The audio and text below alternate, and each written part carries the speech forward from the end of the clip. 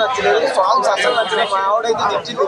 కొమ్మపెట్టిలో మా ఆవిడైతే తిట్టింది. మా ఆవిడ కూడా ఉందండి బాలేదని. నాకు ఎందుకు నచ్చిందో నాకు అర్థం అవ్వదు. ఎందుకంటే నిజంగా ఒక సోల్ ఉన్న సినిమా, చాలా కష్టపడ్డాడు. రామ్ చరణ్ గారు తీయొచ్చు, మోడల్ అమ్మాయిలకి తీసి పెట్టి అవన్నీ చేయొచ్చు. ఒక చిరంజీవి కొడుకు అయ్యి ఉండి ఒక మంచి సినిమాని జనాలకు అందియాలని వాళ్ళ బాబు 150 సినిమాలు తీసాడు. వాళ్ళ బాబు 150 సినిమాలు తీసాడు. ఈయన 15 సినిమాలు తీసినా ఎటువంటి సినిమాలు తీస్తే మాత్రం చరిత్రలో నిలిచిపోతాడు. అటువంటి సినిమాలు నాకైతే నచ్చిందండి. జాన్వీ గారిని ఎందుకు పెట్టారు వేస్ట్ గాని ఆడెవడో అంటున్నాడు ఇందాక. ఏమండి కళ్ళకి కలిసి లేకపోతే ఎప్పుడో చూడండి మాత్రం ఆనందం కావాలి.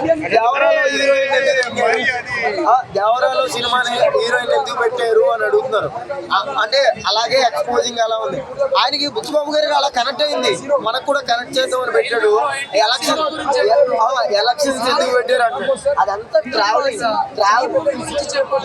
ఈ మూవీ గురించి అయితే నేను చెప్తున్నది అర్థమైనా. నిజంగా అంటే నిజంగా చాలా బాగుంది. నాకైతే హార్ట్ఫుల్ గా నిజంగా నచ్చిందండి.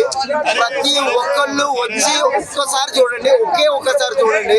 అమ్మతోడు మీరు ఒక 10 మంది చెప్తారు అరే మంచి సినిమా తీసాడరా, నిజంగా మంచి సినిమా తీసాడరా అని మీరు చెప్తారు. నెగిటివ్ రివ్యూ చాలా మంది చెప్తారండి. నేను ఒక్కడనే పాజిటివ్ చెప్తుంటే నాతో పాటు 9 మంది నెగిటివ్ చెప్తున్నారు. కానీ ఆ నెగిటివ్ ఎందుకు అయిందో నాకు అర్థమైతే అక్కడక్కడ జంప్ కట్లు పడ్డాయి.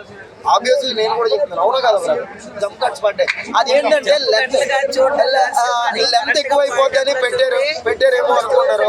లెంత్ ఎక్కువ అవుతుందని అలా అనుకున్నారు. కానీ చాలా బాగుంది. రెజ్లింగ్, క్రికెట్ ఇదంతా 3 కలిపి ఒకటే సినిమాలో ఎలా ఇరికించారు. అసలు పాసిబిలిటీ అవుతుందా అంటే 3 గంటల వినోదం కోసం, మన కనువిందు కోసం ఏదైనా చేయొచ్చండి. అంటే అక్కడ కనెక్ట్ అయింది. ప్రతి పిన్ టు పిన్, ప్రతి డైలాగ్ కానీ ప్రతిది స్క్రీన్ ప్లే లో మాత్రం ఎక్కడా కూడా బ్యాట్ అయితే లేదండి. చాలా బాగుంది.